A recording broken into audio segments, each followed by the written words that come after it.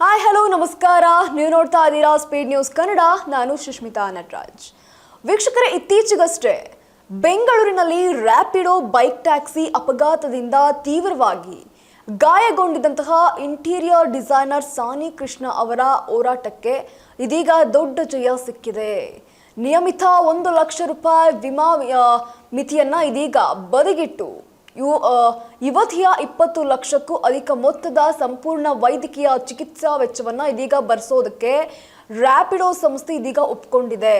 ಆದರೆ ಕಂಪನಿಯು ಅಧಿಕೃತವಾಗಿ ಕ್ಷಮೆಯನ್ನ ಯಾಚಿಸುವವರೆಗೂ ಸಹ ತನ್ನ ಹೋರಾಟ ನಿಲ್ಲದು ಅಂತ ಇದೀಗ ಸಂತ್ರಸ್ತೆ ಒಂದಷ್ಟು ವಿಚಾರವನ್ನ ತಿಳಿಸಿರುವಂಥದ್ದು. ಹೌದು ವೀಕ್ಷಕರೇ, ಇನ್ನು ಇತ್ತೀಚೆಗಷ್ಟೇ ರ್ಯಾಪಿಡೋ ಬೈಕ್ ಟ್ಯಾಕ್ಸಿ ಪ್ರಯಾಣದ ವೇಳೆ ಸಂಭವಿಸಿದಂತಹ ಭೀಕರ ರಸ್ತೆ ಅಪಘಾತದಿಂದಾಗಿ ಕಳೆದ 2 ತಿಂಗಳಿನಿಂದ ಚಿಕಿತ್ಸೆ ಪಡಿತಾ ಇದ್ದಂತಹ ಬೆಂಗಳೂರಿನ 32 ವರ್ಷದ ಇಂಟೀರಿಯರ್ ಡಿಸೈನರ್ ಸಾನಿ ಕೃಷ್ಣ ಅವರ ಹೋರಾಟಕ್ಕೆ ಇದೀಗ ಕೊನೆಗೂ ಸಹ ಭಾಗಶಃ ಯಶಸ್ಸು ಸಿಕ್ಕಿದೆ ಅಂತಾನೆ ಹೇಳ್ಬೋದು. ಖಾಸಗಿ ಸಾರಿಗೆ ಆ್ಯಪ್ ಆದಂತಹ ರ್ಯಾಪಿಡೋ ಸಾನಿ ಅವರ ಸಂಪೂರ್ಣ ವೈದ್ಯಕೀಯ ಚಿಕಿತ್ಸಾ ವೆಚ್ಚವನ್ನ ತನ್ನ ವಿಮಾ ಪಾಲುದಾರರ ಮೂಲಕ ಪಾವತಿಸೋದಕ್ಕೆ ಇದೀಗ ಒಪ್ಪಿಕೊಂಡಿದೆ. ಹಾಗಾದ್ರೆ ಈ ಘಟನೆಯಲ್ಲಿ ನಡೆದಿದ್ದೇನು ಅಂತ ನಾವು ನೋಡುವುದಾದ್ರೆ, ಜೂನ್ 17ರಂದು ಸಾನಿ ಕೃಷ್ಣ ಅವರು ರ್ಯಾಪಿಡೋ ಬೈಕ್ ಟ್ಯಾಕ್ಸಿಯ ಮೂಲಕ ಬೈರಸಂದ್ರದಿಂದ ದೊಮ್ಲೂರಿನಲ್ಲಿರುವಂತಹ ತಮ್ಮ ಕಚೇರಿಗೆ ತೆರಳುತ್ತಿದ್ದಾಗಂತಹ ಅಪಘಾತ ಇದೀಗ ಸಂಭವಿಸಿರುತ್ತೆ.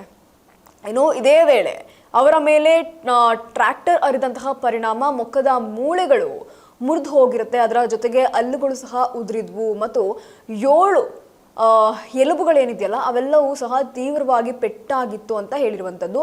ಇನ್ನು ಅದೇ ರೀತಿಯಾಗಿ ಪ್ಲಾಸ್ಟಿಕ್ ಸರ್ಜರಿ ಸೇರಿದಂತೆ ಹಲವು ಶಸ್ತ್ರಚಿಕಿತ್ಸೆಗಳಿಗೆ ಒಳಗಾದಂತಹ ಸಾನಿ ಅವರು ಇದೀಗ ಚಿಕಿತ್ಸಾ ವೆಚ್ಚವನ್ನ ಬರೋಬ್ಬರಿ 20 ಲಕ್ಷ ರೂಪಾಯಿ ದಾಟಿರುವಂಥದ್ದು. ಒಟ್ಟಾರೆಯಾಗಿ ಸಾಮಾನ್ಯವಾಗಿ ರ್ಯಾಪಿಡೋ ಕಂಪನಿಯ ಗ್ರಾಹಕರ ವಿಮಾ ಪಾಲಿಸಿಯ ಗರಿಷ್ಠ ಮಿತಿ ಕೇವಲ 1 ಲಕ್ಷ ರೂಪಾಯಿ ಆಗಿರುತ್ತೆ. ಹೀಗಾಗಿ ಆರಂಭದಲ್ಲಿ ಕಂಪನಿಯು ಸಂಪೂರ್ಣ ವೆಚ್ಚವನ್ನ ಭರಿಸಲು ಎಲ್ಲೋ ಒಂದ್ ಕಡೆ ನಿರಾಕರಿಸಿತು. ಆದರೆ ಆಗಸ್ಟ್ 6ರಂದು ಸಾನಿ ಪರ ವಕೀಲರು ರ್ಯಾಪಿಡೋ ಸಂಸ್ಥೆಗೆ ಕಾನೂನು ನೋಟಿಸ್ ಅನ್ನ ಕಳಿಸ್ಕೊಡ್ತಾರೆ. ಅದೇ ರೀತಿಯಾಗಿ ಬೇಷರತ್ ಕ್ಷಮೆಯಾಚನೆಯನ್ನ ಹಾಗೂ ಸಂಪೂರ್ಣ ಪರಿಹಾರಕ್ಕಾಗಿ ಇದೀಗ ಒತ್ತಾಯಿಸಿದ್ರು.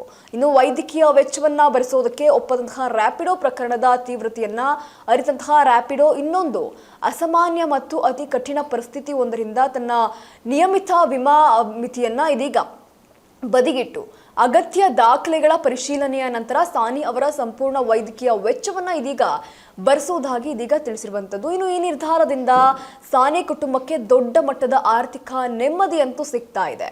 ಇನ್ನು ಅದಾಗಿಯೂ ಸಹ ರ್ಯಾಪಿಡೋ ಸಂಸ್ಥೆಯು ಇದೀಗ ಅಧಿಕೃತವಾಗಿ ಈಗ ಈ ನಿರ್ಧಾರವನ್ನ ನನಗೆ ಇನ್ನೂ ಸಹ ಲಿಖಿತ ರೂಪದಲ್ಲಿ ತಿಳಿಸಿಲ್ಲ ಹಾಗೂ ಅಪಘಾತದ ಜವಾಬ್ದಾರಿಯನ್ನ ಹೊತ್ತು ಈವರೆಗೂ ಸಹ ಕ್ಷಮೆಯನ್ನ ಕೇಳಿಲ್ಲ, ಅಲ್ಲಿಯವರೆಗೂ ಸಹ ನನ್ನ ಹೋರಾಟ ನಿಲ್ಲೋದಿಲ್ಲ ಅಂತ ಇದೀಗ ಸಾನಿ ಕೃಷ್ಣ ಅವರು ಹೇಳಿರುವಂಥದ್ದು. ಇನ್ನು ಸದ್ಯ ಬೈಕ್ ಚಾಲಕನ ಪರವಾನಗಿಯನ್ನ ಇದೀಗ ಮತ್ತು ಆತನ ನಡವಳಿಕೆಯ ಕುರಿತು ಇದೀಗ ತನಿಖೆ ನಡೀತಾ ಇರುವಂಥದ್ದು. ಇನ್ನು ಇದೀಗ ರ್ಯಾಪಿಡೋ ಸಹ ತಿಳಿಸಿದೆ. ಒಟ್ಟಾರೆಯಾಗಿ ಇದೀಗ ಬೈಕ್ ಟ್ಯಾಕ್ಸಿಯನ್ನ ಕೆಲವೊಂದಷ್ಟು ಕಡೆ ಬಂದ್ ಮಾಡಬೇಕು, ಇನ್ನು ಬೈಕ್ ಟ್ಯಾಕ್ಸಿಯನ್ನ ಓಡಿಸೋ ಹಾಗಿಲ್ಲ, ರ್ಯಾಪಿಡೋ ಇಲ್ಲ ಅನ್ನುವಂಥ ರೀತಿಯಲ್ಲಿ ಸಾಕಷ್ಟು ವಿಚಾರಣೆ ನಡೀತಿತ್ತು. ಈಗಾಗಲೇ ಎಲ್ಲರೂ ಬೈಕ್ ಟ್ಯಾಕ್ಸಿಯನ್ನ ನೋಡಿದ್ರೆ ಆ ಬೈಕ್ನ ಸೀಸ್ ಮಾಡಿ ಮತ್ತೆ ಅವರ ಬೈಕ್ನ ಕೊಡದೇ ಇರೋ ರೀತಿಯೆಲ್ಲ ಆಗುತ್ತೆ ಅನ್ನುವಂಥ ರೀತಿ ಇತ್ತು. ಆದರೆ ಇದೀಗ ಇದೇ ವಿಚಾರಕ್ಕೆ ಸಂಬಂಧಪಟ್ಟಂತೆ ಕಳೆದ 2 ತಿಂಗಳ ಹಿಂದೆ ನಡೆದಂತಹ ಬೈಕ್ ಆಕ್ಸಿಡೆಂಟ್ ಏನಿದೆಯಲ್ಲ ಈ ವಿಚಾರದ ಕುರಿತು ಇದೀಗ ಒಂದಷ್ಟು ವಿಚಾರಣೆ ಕೂಡ ನಡೀತಾ ಇದೆ. ಈಗಾಗಲೇ ಸಾನಿ ಅವರು ಹೇಳಿರುವಂತೆ ರ್ಯಾಪಿಡೋ ಸಂಸ್ಥೆ ಬಂದು ಯಾವುದೇ ರೀತಿಯಲ್ಲೂ ಸಹ ಕ್ಷಮೆ ಕೇಳಿಲ್ಲ, ಲಿಖಿತ ರೂಪದಲ್ಲೂ ಸಹ ಅವರು ಯಾವುದೇ ರೀತಿಯಲ್ಲೂ ನೋಟಿಸ್ ಅನ್ನ ಕೊಟ್ಟಿಲ್ಲ ಅನ್ನುವಂಥ ರೀತಿಯಲ್ಲಿ ಹೇಳ್ತಾ ಇದ್ದಾರೆ.